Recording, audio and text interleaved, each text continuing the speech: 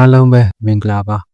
ဒီနေ့တော့ကျွန်တော်တို့ခန္ဓာကိုယ်ရဲ့ဖြစ်စဉ်တစ်ခုဖြစ်တဲ့အမျိုးသမီးတွေမှာလိန်စိတ်နှိုးကြွမှုဘယ်လိုဖြစ်ပေါ်လာတယ်လဲဆိုတာကိုသိပ္ပံနည်းကျရှင်းပြပေးသွားမှာပါဒါကရှက်စရာကိစ္စမဟုတ်ပဲကိုယ်ခန္ဓာကိုယ်အကြောင်းကိုသိထားတဲ့ဘုဟုတုတပဲဖြစ်ပါတယ်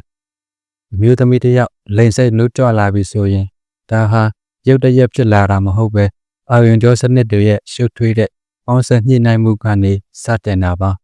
ကျွန်တော်တို့ခန္ဓာကိုယ်ရဲ့ပြူတန်တဲ့ cavernous နဲ့ velvet လို့ခေါ်တဲ့အာရုံကြောတွေကအချက်ပေးကလုတ်ကိုစနှိပ်လိုက်တယ်လို့ပါပဲဒီဖြစ်စဉ်မှာအဓိကဆက်ဆောင်ကတော့ nitric oxide ဆိုတဲ့ဓာတ်ငွေ့သေးသေးလေးပါသူက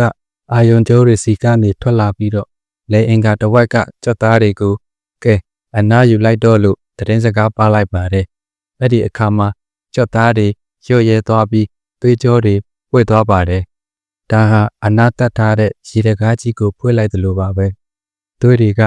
အဆိပ်နဲ့သူ့ဘေးပတ်လေကတ िश ူးတွေတဲကိုအရှိန်အဟုန်နဲ့စီးဝင်သွားပါတယ်အဲ့ဒီအခါမှာအံ့ဩဖို့ကောင်းတဲ့အပြောင်းအလဲတွေဖြစ်လာပါတယ်အဆိပ်ဖြစ်ဘူးလေးတွေကိုယ်တဲ့ဘိုင်းတွေကသွေးတွေနဲ့ပြေးလာပြီးပေါင်းကြွလာပါတယ်တ िश ူးတွေကပိုပြီးတဲမှန်လာပေမဲ့ပျော့ပြောင်းနေသေးပါပဲတစ်ချိန်တည်းမှာပဲဘာတိုလင်းနဲ့စကိန်းလို့ခေါ်တဲ့ဂလင်းလေးတွေကနေချောစီတွေကိုထုတ်ပေးပြီးအစင်သစ်ဖြစ်အောင်ပြင်ဆင်ပေးလိုက်ပါတယ်စိတ်ကျဉ်မှုရသွားတဲ့အခါဒါမှမဟုတ်လိန်စိတ်ပြန်ကျသွားတဲ့အခါမှာတော့ norepinephrine ဆိုတဲ့ဓာတ်ကပြောင်းပြန်အလုပ်လုပ်ပါတယ်သူကကဲအလုပ်ပြီးပြီးပုံမှန်ပြန်လုပ်တော့လို့အမိတ်ပေးလိုက်တဲ့အခါကြွက်သားတွေပြန်ကျုပ်သွားပြီးသွေးတွေလည်းငကိုအတိုင်းပြန်စီးဆင်းသွားပါတယ်ဒါကိုPituitary လို့ခေါ်ပါတယ်ဒီဖြစ်စဉ်တစ်ခုလုံးဟာဟော်မုန်းတွေဖြစ်တဲ့ estrogen နဲ့ testosterone ပေါ်မှာလည်းအများကြီးဦးတည်သလိုကိုယ့်ရဲ့စိတ်ပိုင်းဆိုင်ရာအခြေအနေနဲ့သွေးကြောကျန်းမာရေးအပေါ်မှာလည်းဦးတည်နေပါတယ်ဒါကြောင့်ခန္ဓာကိုယ်ကျန်းမာသလိုစိတ်ကျန်းမာဖို့ကလည်းအရေးကြီးတာပေါ့ဗျာ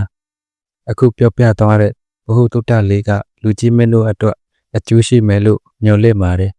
နောက်ထပ်လည်းစိတ်ဝင်စားဖို့ကောင်းတဲ့ကျမ်းမာရေးဘ ഹു တုတ္တတွေသိချင်ရင်တော့ကျွန်တော်တို့ channel လေးကို subscribe လုပ်ထားဖို့မမေ့နဲ့အောင်နော်အားလုံးပဲကျမ်းမာပျော်ရွှင်ကြပါစေ